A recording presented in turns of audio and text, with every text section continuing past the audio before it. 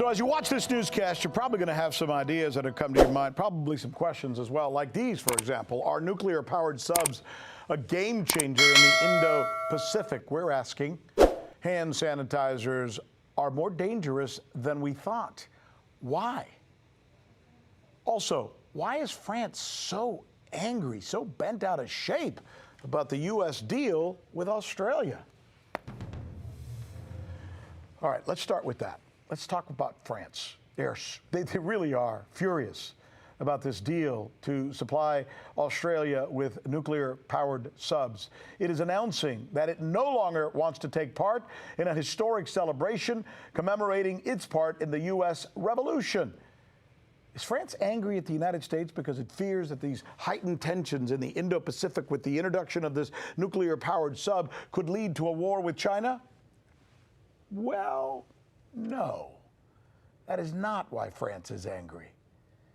It is angry because the deal the U.S. has just cut with Australia replaces the deal that it wanted to do with Australia. In other words, and in keeping with the theme of the U.S. Revolution that we mentioned just moments ago, it really is all about the Benjamins.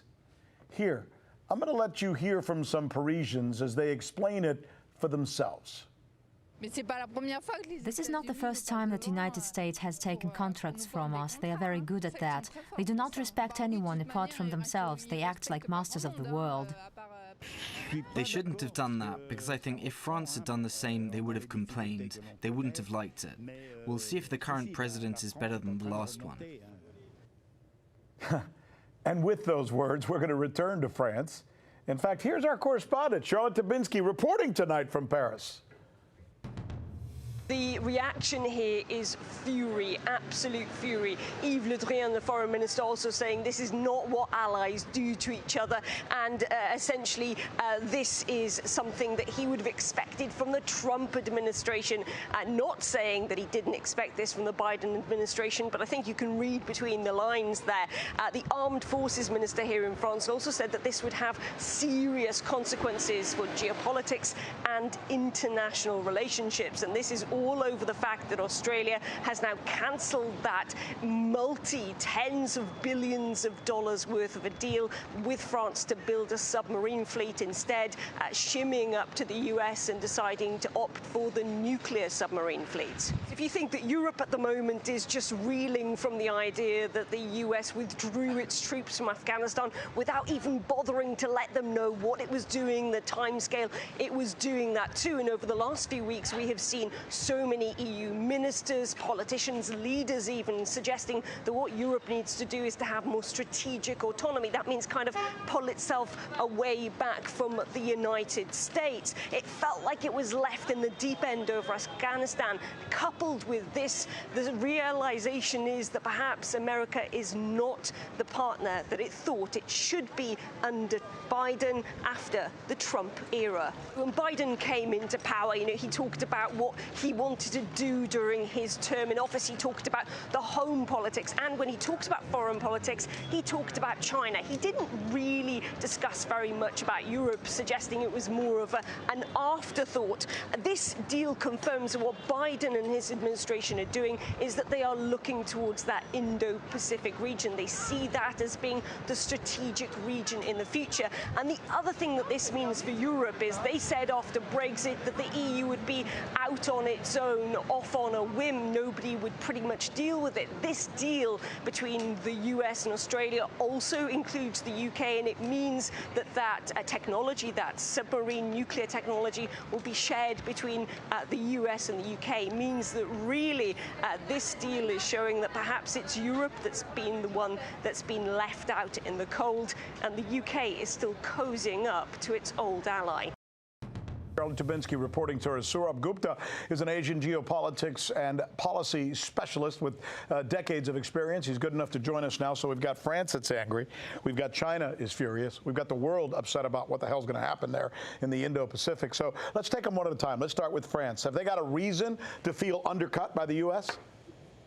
Oh, absolutely. They have a reason. They bid hard. They competed hard to get the submarine contract. They competed against the Japanese and the Germans. I think it was a long process. And at the end of the day, they won it. And it was something where there was a lot of technology transfer to be had.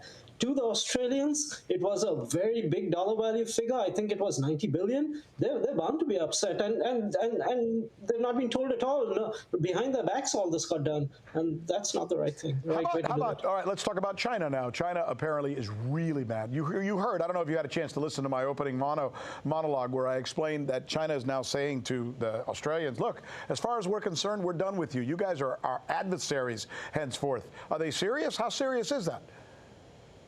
I think I would say they are serious. You know, there was always this huge debate in Australia.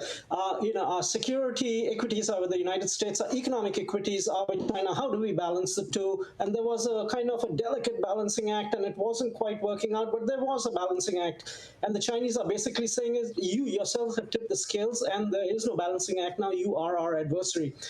So, I mean, that's the way it is with regard to Australia. Now, also, one needs to understand, you know, China's military modernization has been going forward, and it has been going forward at a fast pace. So there has been a gap in deterrence. So if the West also wants to up its game in terms of deterrence, at the end of the day, stable deterrence is good. You don't want gaps in deterrence because then it can cause miscalculations. So at the end of the day, regardless of Chinese anger, I think at the end of the day, there is some degree of balance happening out here. You know, we can't help but want to ask about these nuclear subs. I mean, they seem to be a really big deal, right?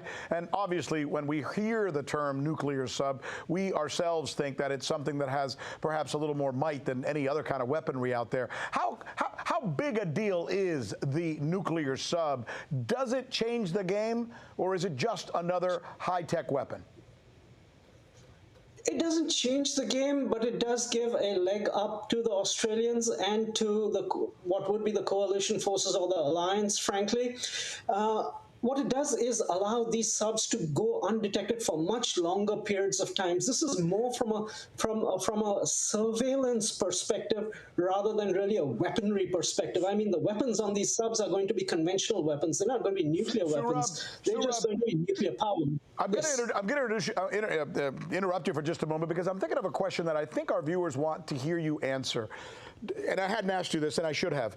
Does this say to the world that Australia is now firmly planted with the U.S. and is abandoning its relationship with China? Not abandoning, but firmly planted with the U.S. They have been in every war with the U.S. in the last 100 years. Last year at the U.S.-Australia ministerial discussions, they had a confidential statement of principles on a new force posture in the Indo-Pacific. Now we know what those principles are playing themselves out to be, and Australia is firmly positioning itself in this camp with the US. But my point would be, in the Indo-Pacific is not a zero-sum environment, and Australia, by choosing to play it as a zero-sum game, is in fact will see that it becomes a zero-sum game, at least in terms of their relationship with China. So put Australia in the as a notch for the United States. Not good news for China. Good explanation.